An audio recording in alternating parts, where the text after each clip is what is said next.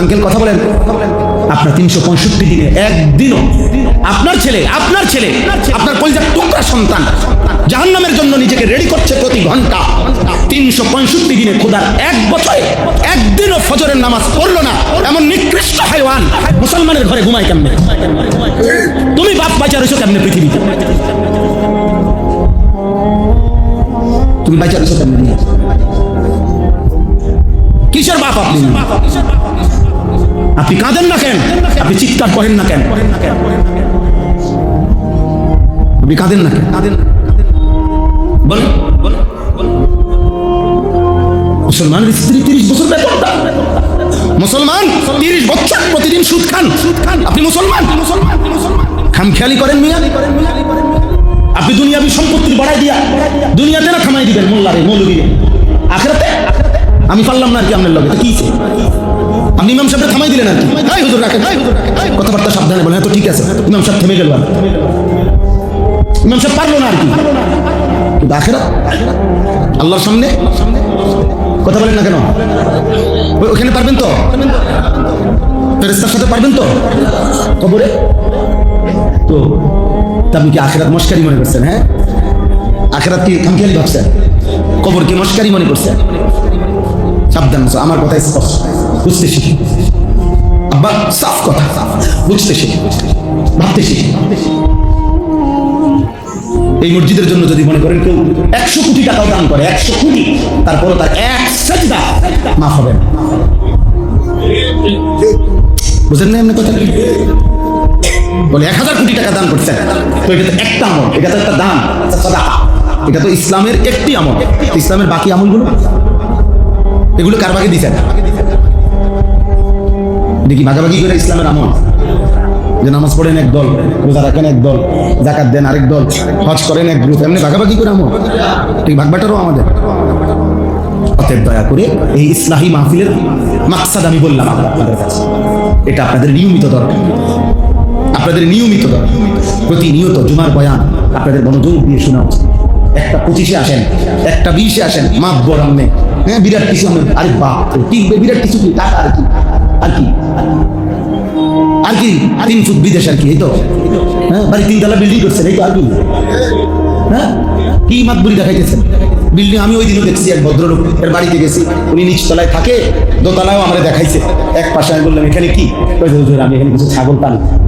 মাশাআল্লাহ, নিচতলায় মানুষ থাকে, দোতলায় ছাগল থাকে। বিল্ডিং এর মধ্যে তো মানুষও থাকে, ছাগলও থাকে, এটা আহামরি কিছু আব্বা? টাইলস তো বেডরুমেও লাগায়, বাথরুমেও লাগায়, এটা খুব বিরাট কিছু টাইলস তো বলেন। হ্যাঁ, এসি তো, ঠান্ডা তো, কোল্ড স্টোর তো, আলু যেখানে কোল্ড স্টোর, এটা কি কোল্ড স্টোর আছে না? কোল্ড স্টোর আলু আমি ওই দিনকে দেখছি আপনার রাজবাড়ি গেছি মাহফিলে, ওনারা আপনার এই কোল্ড স্টোর পেঁয়াজ মনে মনে পেঁয়াজের মধ্যে কি পুরো ঠান্ডা কুল। যাই হোক, আমি বলতেছি না এগুলো প্রয়োজন না, কিন্তু মূল বিষয় হলো আমার আপনার স্ত্রী সন্তানের ঘর পরিবারের আমাদের জিন্দেগির ইসলাম। বাবার প্রথম দায়িত্ব সন্তানের ইসলাম, স্বামীর প্রথম দায়িত্ব স্ত্রীর ইসলাম, এক বন্ধু আরেক বন্ধুর প্রথম দায়িত্ব একে অপরের ইসলাম, এক ভাই আরেক ভাইয়ের প্রথম জিম্মাদারি ইসলাম, এক মালিক তার কর্মচারীর প্রতি প্রথম জিম্মাদারি তার ইসলাম, তার ঈমান, তার আমল, তার সিজদা, তার নামাজ, তার আখিরাত, তার আখিরাত। এক কথায় আমরা মুসলমান। অতএব আমাদের ছোট বড় জওয়ান বুড়ো প্রাপ্তবয়স্ক আমরা যারা বালেক, যাদের বীর্যপাত হয় তারাই বালেক। তাহলে এমন প্রত্যেক পুরুষ, প্রত্যেক মুমিন, প্রত্যেক মুমিনা নারী পুরুষের জিম্মাদারি। ওয়াল মুমিনুনা ওয়াল মুমিনাত, কোরআন শরীফে আছে, বা'দুহুম আউলিয়াউ বা'দ ইয়া'মুরুনা বিল মা'রুফ ওয়া ইয়ানহাউনা আনিল মুনকার। মুমিন মুমিনাত ভাই ভাইয়ারা, এরা বন্ধু একে অপরের।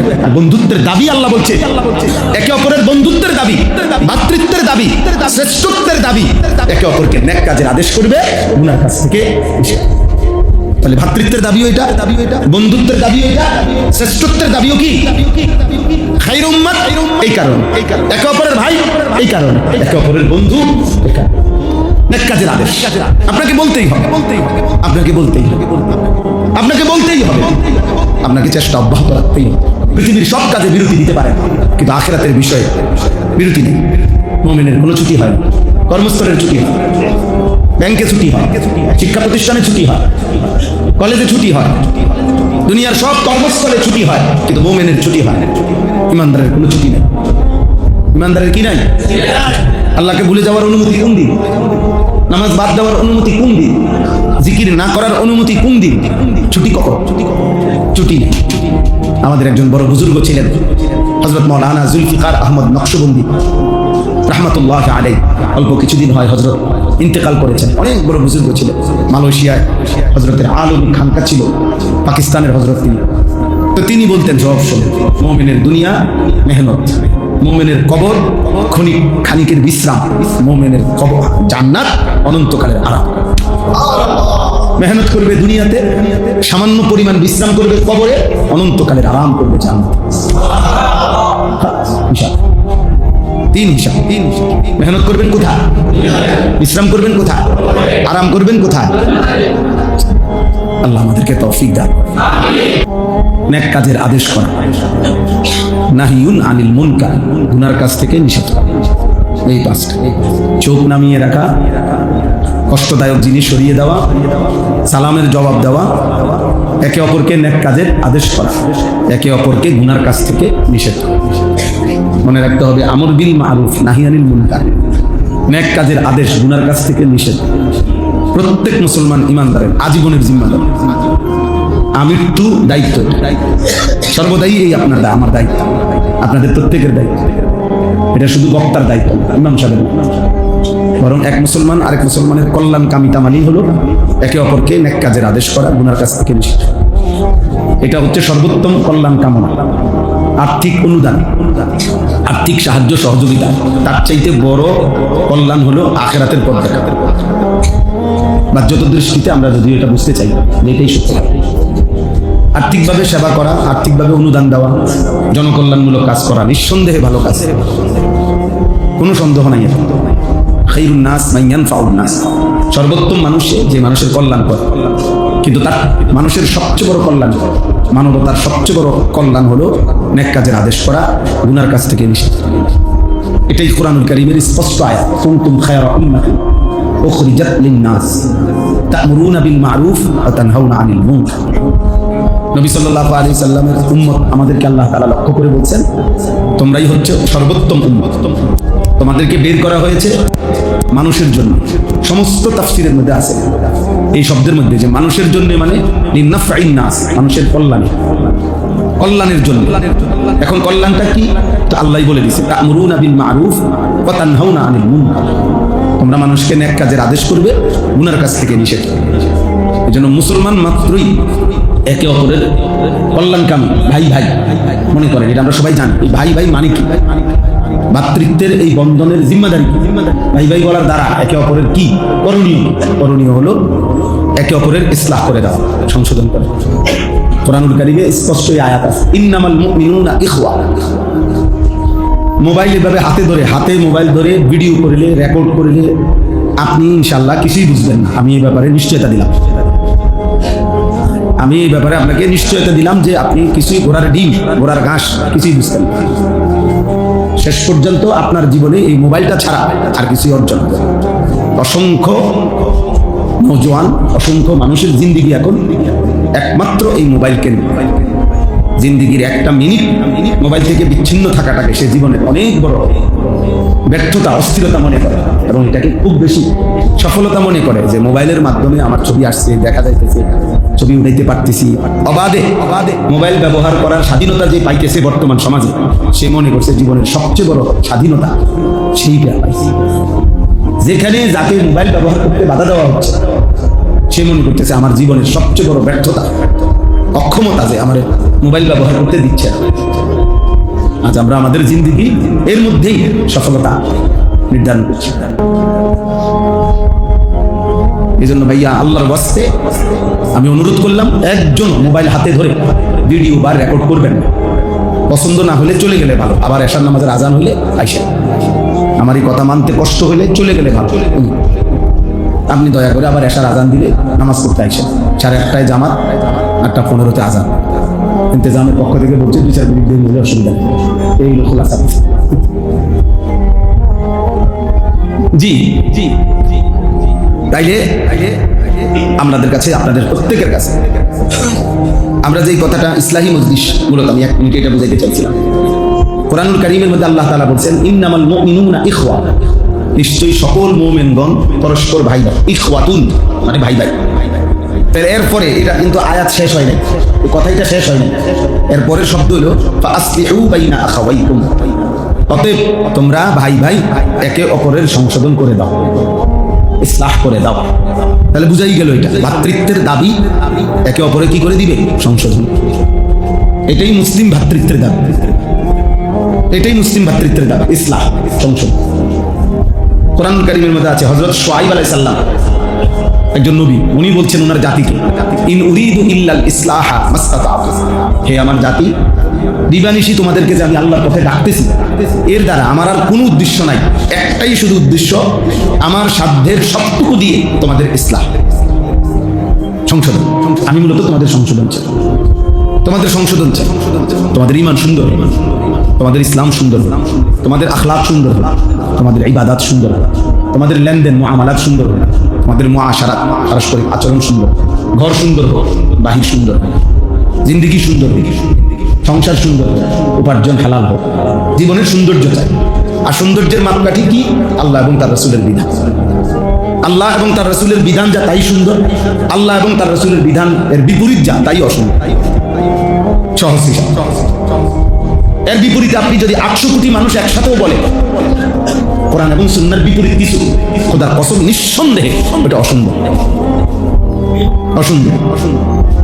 সুন্দরের মাপকাঠি মা আতাকুমুর রাসূলু ফাখুযু ওয়া মা নাহাকুম আনহু ফান্তাহু। আল্লাহ তাআলা বলেন আমার রাসূল যা নিয়ে এসেছেন সব ধরো, যা নিষেধ করেছেন সব ছাড়ো। এটাই সুন্দরের মাপকাঠি। এই জন্য বিবেকবান হিসাবে প্রত্যেক মুসলমানের উচিত ধীরে ধীরে ইসলামের কাছাকাছি আসা, কোরআনের কাছাকাছি আসা, দ্বীনের কাছাকাছি আসা, প্রতিনিয়ত চেষ্টা করা আমার মধ্যে ইসলামের কি কি ছুটে যাচ্ছে আমি আরো কিছু সংগ্রহ করি, আরো কিছু জীবনে আনি, আরো আনি, আরো আনি, আরো আনি, আরো আনি। এটাই ফিকির করা উচিত। তাইলে বললাম প্রথম কথা হলো যে আমাদের শ্রেষ্ঠত্বের মাপকাঠি একে অপরের নেক কাজের আদেশ, গুনার কাছ থেকে নিষেধ করা। এই কারণে আমাদের শ্রেষ্ঠত্ব উম্মতে মুহাম্মদ। আমরা পরস্পর ভাই ভাই, এই ভ্রাতৃত্বেরও দাবি এটাই যে আমরা একে অপরের কল্যাণকামী, মানে ইসলাম। আমি আপনাকে, আপনি আমাকে নেক কাজের কথা বলবেন, গুনার কাছ থেকে নিষেধ করবেন। ভাইয়া আপনি মুসলমান, মুসলমান এমন মিথ্যা কথা বলেন, ভাইয়া আপনি মুসলমান, একজন মুসলমান এভাবে এতদিন সুদ খায় না, এটা ঠিক না। আপনি একজন মুসলমান, কথায় কথায় গালি দেওয়া আপনার জন্য মানায় না। আপনি একজন মুসলমান, আপনি দিবানিশি বিড়ি সিগারেট খাইতে পারেন না। আপনি একজন মুসলমান, আপনি দাড়ি কাটতে পারেন না। আপনার গায়ে লাগুক আর ফিটে লাগুক, ওনার প্রেস্টিজে লাগুক আর যেখানে লাগুক লাগুক, তো ওনাকে এটা বলতে হবে, এটা আপনার দায়িত্ব, এটা আমাদের জিম্মাদার। আপনার বিষয়ে আপনি দেখেন, আপনি আমার বিষয়ে নাক গলাবেন না, আমার দায়িত্ব, আমি নাক গলাবো। আপনি মুসলমান, আমিও মুসলমান, আমি আপনাকে কল্যাণ চাই, এটা আমার ইমানের দাবি, এটা আমার আল্লাহর পক্ষ থেকে আমার জিম্মাদার। আপনি প্রত্যাখ্যান করেন, অসুবিধা, আমি বলে দেবো, আমার সাধ্য দিয়ে আমি বলতাম, সাধ্য দিয়ে বলবো। এজন্য কোনো বাবা 1 সেকেন্ডের জন্য তার স্ত্রী সন্তানকে আল্লাহর কথা থেকে বলা বন্ধ করার কোনো অনুমতি নেই। 30 বছর নামাজ পড়ে না, আপনি তবু বলবেন। 30 লক্ষ বার বলার পরেও আপনার বিবি বাচ্চা শোনে না, আপনাকে তবু বলতে হবে, এটা আপনার জিম্মাদার। আপনাকে এখান থেকে কখনোই মৃত্যুর মালাকুল মউতের জান কবজ পর্যন্ত আপনাকে কোনো রক্ষা দেয় না, ছুটি দেয় না। আপনি ছুটি নিচ্ছেন কেন? বলছি হুজুর 2 বছর বুঝাইছি, শুনে না, এত এখন এখন ছেড়ে দিচ্ছেন, এখন এই ছেড়ে দেওয়া আর বলতেছি না, এই অনুমতি নিচ্ছেন কার থেকে? বুঝেন নাই আমার কথা? আপনি এই অনুমতি কার থেকে নিলেন? যে হুজুর এখন আর শোনেন আমার স্ত্রী, এই জন্য আর এখন বলি না, তো এখন আর বলেন না, এই ফয়সালাটা নিলেন কার থেকে? ছেলেটাকে এখন আর নামাজের কথা বলেন না, এটা এই ফয়সালা নিলেন কিভাবে? ছেলের বউকে পর্দা করার কথা এখন আর বলতেছেন না, এই সিদ্ধান্ত নিলেন কিভাবে? আপনি মুসলমান না? আপনি মরবেন না? আপনি আল্লাহর কাছে জবাবদিহি করতে হবে না? তো তারপরে আপনার মতো করে সিদ্ধান্ত নিলেন কিভাবে? হযরত নূহ আলাইহিস সালাম 950 বছর পরেও 950 বছর এক টানা আল্লাহর কথা বলছে, একদিন দুদিন, এটা খামখেয়ালি কথা না। এবং 950 বছর এই কথাটা রূপ কথা না, এটা কোরআনের আয়াত। এমনও না বলে আও মনে আরো কম হবে, হুজুররা মনে কথা কথা বলে আর কি 950 না না, তো কোরআন শরীফের আয়াতে আছে কথাটা, ফালাবিথা ফীহিম আলফা সানাতিন ইল্লা 50 আমা। কোরআন শরীফের স্পষ্ট আয়াত, আল্লাহ তাআলা বলেন নূহ তার জাতির মাঝে ছিলেন দাওয়াতের এই জিম্মাদারি নিয়ে 1000 বছর 50 কম, আলফা সানাতিন ইল্লা 50 আমা, 1000 থেকে 50 কম, তো কত? তো এটা কোরআন শরীফের আয়াত। তো 950 বছর পরেও যেদিন তুফান শুরু হয়ে গেছে, কোরআন শরীফে আছে চুলার থেকে পানি উঠে গেছে, নূহ আলাইহিস সালাম বুঝছে আল্লাহর আযাব শুরু হয়ে গেছে, তুফান শুরু হয়ে গেছে, মানুষগুলো ধ্বংস হয়ে যাবে কিছুক্ষণের মধ্যে, কিন্তু ওই সময়ও কোরআন কারীমে আছে উনি ওনার ছেলে কেনাআনকে ঈমানের দাওয়াত দিচ্ছে, ইয়া বুনাইয়া কাম মা'না ওয়ালা তাকুম মা'আল কাফিরিন, হে প্রিয় সন্তান আমাদের ঈমানদারের সঙ্গী হও, বেঈমানের সঙ্গী হইও না। শেষ মানে নূহ আলাইহিস সালাম যেন বলতেছিলেন আব্বা আমি আর কোনোদিন বলবো না, শেষ আমার কথা, এখনই শেষ হয়ে যাবে সব, এই আমার শেষ আহ্বান তোমার প্রতি। 950 বছর আমি বলেছি, আজও বলছি, শেষবারও বলছি, তো থামাইছে কেন? আপনি থামলেন কেন? নবী সাল্লাল্লাহু আলাইহি ওয়াসাল্লাম ওনার চাচা আবু তালেব 38 বছর এক টানা নবীজির খেদমত করছে। আবু তালেব 38 বছর। নবী সাল্লাল্লাহু আলাইহি ওয়াসাল্লামের বয়স যখন 12, তখন আব্দুল মুত্তালিব দাদা ইন্তেকালের সময় নবীজিকে চাচার হাতে তুলে দিয়েছে। এরপরে নবী সাল্লাল্লাহু আলাইহি ওয়াসাল্লামের বয়স যখন 50, তখন আবু তালেব ইন্তেকাল করছে। তাহলে 12 থেকে 50 6 বছর, 38 বছর। এই 38 বছর নবীজি সাল্লাল্লাহু আলাইহি ওয়াসাল্লামের খেদমত করছে এই আবু তালেব। তো এর মধ্যে 10 বছর তো নবুয়তের 10 বছর, 40 থেকে 50, এই 10 বছরে হাজার হাজার বার, লক্ষ বার চাচাকে তিনি কালেমার দাওয়াত দিয়েছেন। কিন্তু এরপরেও বুখারী শরীফের ইবারত যে রাসূলুল্লাহ সাল্লাল্লাহু আলাইহি ওয়াসাল্লামের চাচা আবু তালেব লাম্মা হাদারাতিল ওয়াফা, মৃত্যুর সময় যখন হয়েছে, ওই মৃত্যুর নিঃশ্বাস, শেষ নিঃশ্বাসের পূর্ব মুহূর্ত, ফালাম ইয়াজাল রাসূলুল্লাহ সাল্লাল্লাহু আলাইহি ওয়াসাল্লাম ইয়ারিজুহা আলাইহি, এই ইবারতুল হাদিসের যে নবীজি তখনও বারবার, ফালাম ইয়াজাল এই শব্দের অর্থ হচ্ছে বারংবার, নবীজি বারবার এই মুহূর্ত তার কাছে চোখের পানি ফেলতে ফেলতে কালেমা পেশ করতেছিলেন, কালিমার দাওয়াত দিচ্ছিলেন, বলতেছিলেন কুল লা ইলাহা ইল্লাল্লাহ কালিমাতান আশহাদু লাকা বিহা ইনদা। চাচা বলেন একবারের জন্য কালেমা করেন, একবার বলে ফেলেন আমি কিয়ামতের দিন আপনার জন্য সাক্ষ্য দেব। বলে ছেড়ে দিছে কোন? বলেন না ছেড়ে দিছে কোন? তো আপনার ছেলে যে নামাজ পড়ে না, বলেন না ভদ্রলোক চাচা, আপনি তো ভদ্রলোক আঙ্কেল, কথা বলেন। আপনার 365 দিনে একদিনও আপনার ছেলে আপনার কলিজার টুকরা সন্তান জাহান্নামের জন্য নিজেকে রেডি করছে প্রতি ঘন্টা, 365 দিনে খোদার এক বছরে একদিনও ফজরের নামাজ পড়লো না, এমন নিকৃষ্ট হাইওয়ান মুসলমানের ঘরে ঘুমায় কেমনে? তুমি বাপ বাইচা রয়েছো কেমনে পৃথিবীতে? তুমি বাইচা রয়েছো কেমনে? কিসের বাপ আপনি? আপনি কাঁদেন না কেন? আপনি চিৎকার করেন না কেন? আপনি কাঁদেন না কেন? বলেন। মুসলমানের স্ত্রী 30 বছর বেপরদা, মুসলমান 30 বছর প্রতিদিন সুদ খান, আপনি মুসলমান খামখেয়ালি করেন মিয়া? আপনি দুনিয়াবি সম্পত্তির বাড়াই দিয়া দুনিয়াতে না থামাই দিবেন মোল্লারে মৌলবীরে, আখিরাতে আমি পারলাম না আর কি আপনার লগে, কি আপনি ইমাম সাহেবটা থামাই দিলেন আর কি, হুজুর রাখেন, কথাবার্তা সাবধানে বলেন, তো ঠিক আছে ইমাম সাহেব থেমে গেল, ইমাম সাহেব পারলো না আর কি, কিন্তু আখিরাত আল্লাহর সামনে কথা বলেন না কেন? ওখানে পারবেন তো? ফেরেশতার সাথে পারবেন তো?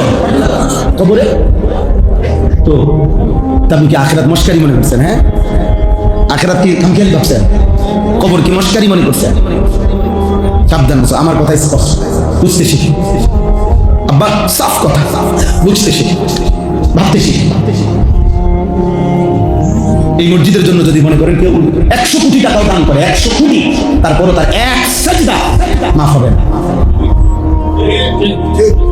বুঝেন না এমনি কথা?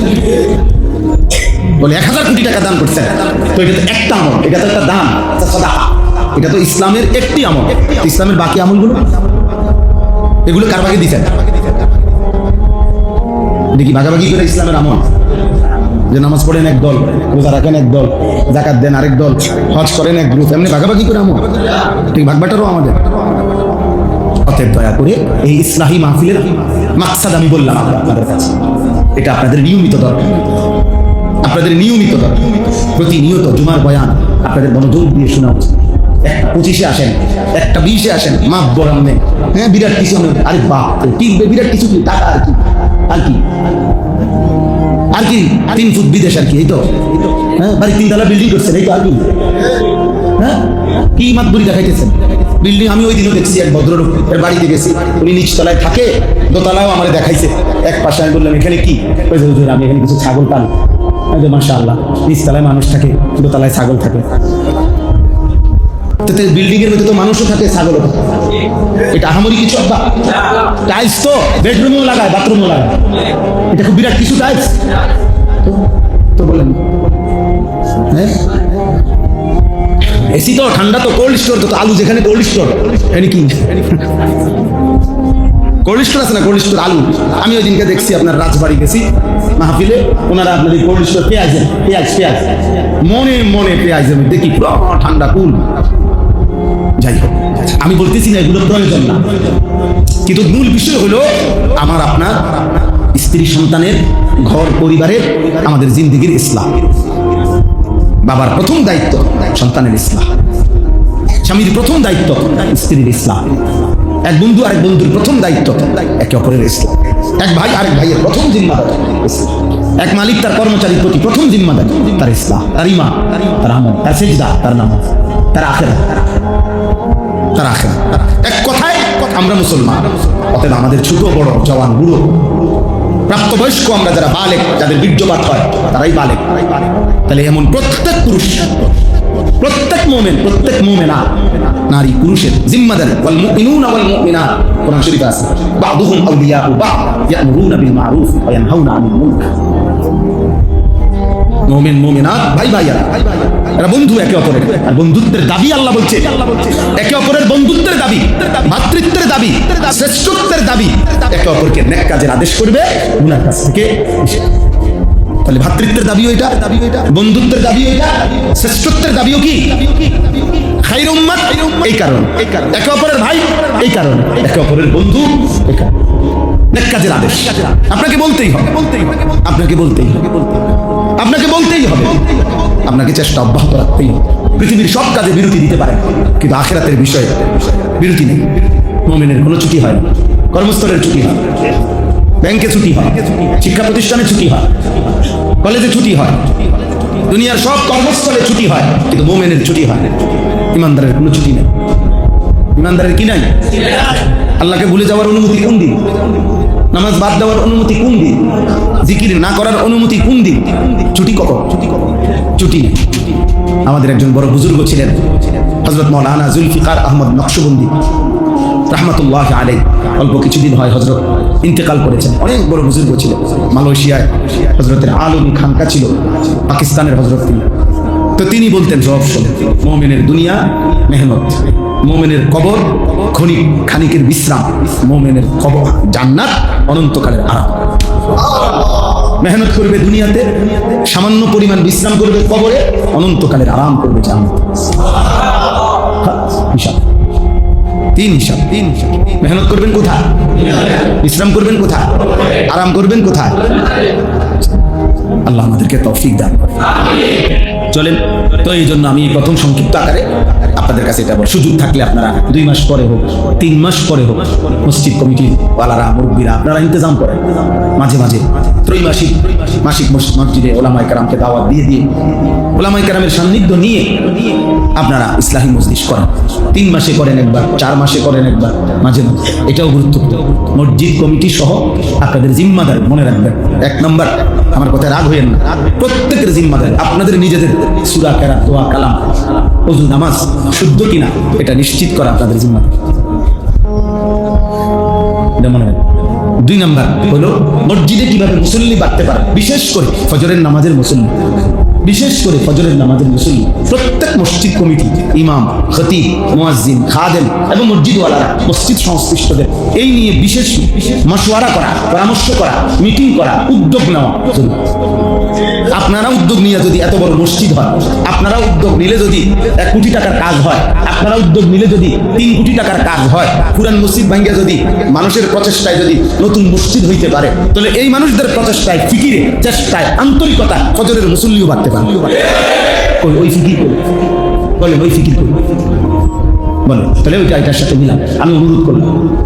আমি অনুরোধ করলাম রাসূলুল্লাহ সাল্লাল্লাহু আলাইহি ওয়াসাল্লাম হযরত উবাই ইবনে কাব রাদিয়াল্লাহু তাআলা আনহু তিনি বর্ণনা করছেন, নবীজি সাল্লাল্লাহু আলাইহি ওয়াসাল্লাম মাঝে মাঝেই ফজরের নামাজ পড়ে তিনি ইমানদারদের খবর নিতেন। মানে এক কথায় সংক্ষেপ হলে যে নবীজি হাজিরা ডাকেন মতো জিজ্ঞেস করতেন, অমুক কি এসেছে মসজিদে?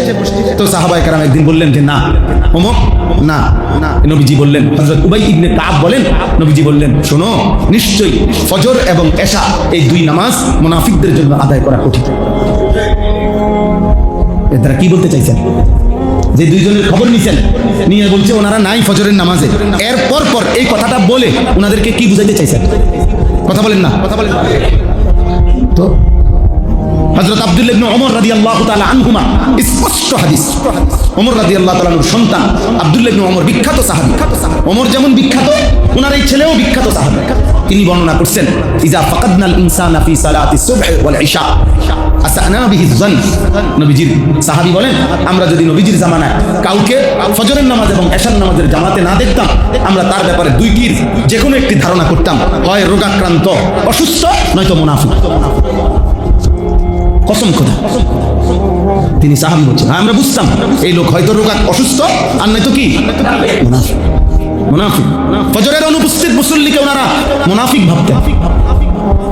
নবীজির জামানায় মুমিন এবং মুনাফিকের চিহ্নিত করার, পার্থক্য করার একটি নমুনা চিহ্ন ছিল ফজরের নামাজ। বুখারী, মুসলিম মুত্তাফাক আলাইহি হাদিস। আল্লাহর নবী সাল্লাল্লাহু আলাইহি সাল্লাম বলেন, ইন্না আসকালা সালাতিন আলাল মুনাফিকিন সালাতুল ইশা ওয়া সালাতুল ফজর। নিশ্চয়ই মুনাফিকদের জন্য সবচেয়ে কঠিন 2টি নামাজ, এশার নামাজ এবং ফজরের নামাজ। তাহলে বলেন, ফজর আর জুমার মুসল্লি বরাবর? বলেন না আব্বা, বলেন। আমি শুধু এই মসজিদ বলতেছি না, সারা বাংলাদেশের কথা বলছি আমরা। বলেন আমাদের হালাত। ইহুদিদের তাওরাত কিতাবে আছে যে আজকের ইসরায়েলের ইহুদিরা, তাদের পাদ্রীরা বলে, তাদের যারা ধর্মগুরু, এই ধর্মযাজকদের বক্তব্য, তাদের তাওরাতের ভবিষ্যৎবাণী আছে মুসলমানদের, যে যেদিন মুসলমানদের এশা আরে ফজর এবং জুমা বরাবর হবে, সেদিন ওই মুসলিম কাফেলার হাতে ইহুদিদের চূড়ান্ত পতন হবে। আল্লাযীনা ইয়ানতাসিরুনা আলাইনা মান কানু ফি সালাতিল ফজরি কা সালাতিল জুমআ। ফজরের নামাজে যারা হবে ওই পরিমাণ, জুমার নামাজে যে পরিমাণ। এখন বলেন, জুমা আর ফজর, জুমার মুসল্লি আর ফজরের মুসল্লি অর্ধেক ব্যবধান। তাহলে বলেন চাচা, বলেন ফিকির করেন। আমরা ফিকির করি। আলহামদুলিল্লাহ, অনেক সুন্দর মসজিদ, অনেক সুন্দর মসজিদ, অনেক সুন্দর মসজিদ। আমি অনুরোধ করলাম, ফিকির করেন। ফজরের মুসল্লি বাড়ানো দরকার সর্বত্র, এই মসজিদ না শুধু, যে যেখানে আছেন ফজরের মুসল্লি বাড়ানো দরকার। ফজরের নামাজে বিজয়। আল্লাহ কোরআন কারীমের মধ্যে বলছেন, নবী সাল্লাল্লাহু আলাইহি সাল্লামকে 3টি আমল বুঝাইয়া দেন, আমি আল্লাহর কাছ থেকে হকের বিজয় বুঝে নেন। 3টি আমল হলো, 1 নাম্বার ফজর সহ 5 ওয়াক্ত নামাজ, 2 নাম্বার তাহাজ্জুদ, 3 নাম্বার দোয়া। আল্লাহ তাআলা বলছে এই 3টি আমল সর্বযুগে, বাবা সর্বকালে, পৃথিবীর ইতিহাসে 1450 বছরের ইতিহাসে মুসলমানদের যাবতীয় সফলতা, কামিয়াবি, বিজয়, সমস্ত বরকত রাত্রি গভীরের তাহাজ্জুদ নামাজ, ভোরের ফজরের নামাজ, আর আল্লাহর কাছে রাত গভীরের দোয়া, কান্নাকাটি, এই 3 আমলের ভিত্তিতেই মুমিনের সব কামিয়াবি। আল্লাহ তাআলার পক্ষ থেকে মুমিনের চূড়ান্ত রহমত, বরকতের ফয়সালা হয় রাত গভীরে, শেষ প্রহরে আল্লাহ তাআলা তার রহমতের ফোয়ারা ঢেলে দেন।